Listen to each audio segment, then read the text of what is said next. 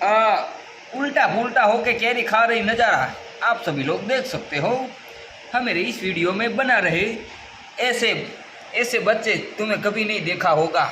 अभी ये 9 महीने की हो चुकी है और 2 दांत भी आ चुके हैं और कैरी का तो ऐसे चिथरा निकालेगी, बात ही मत पूछो। हूँ करके कैरी खा रही है।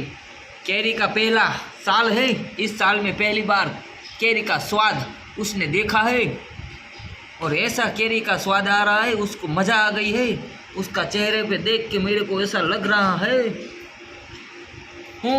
बच्चू कैरी नो स्वाद शू से सारो आवे ने, खाटो मीठो मकाईना रोटला साथे मजा आवे ने कैरी खावानी।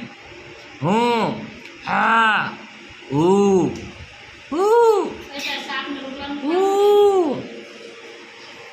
ओ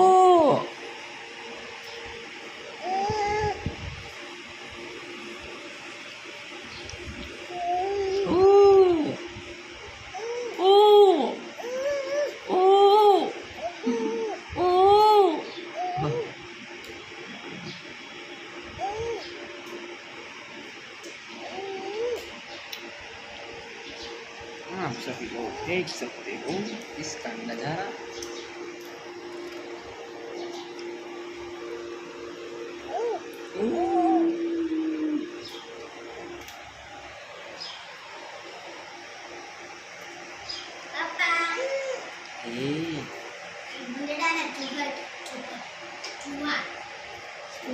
चूहा कहता है।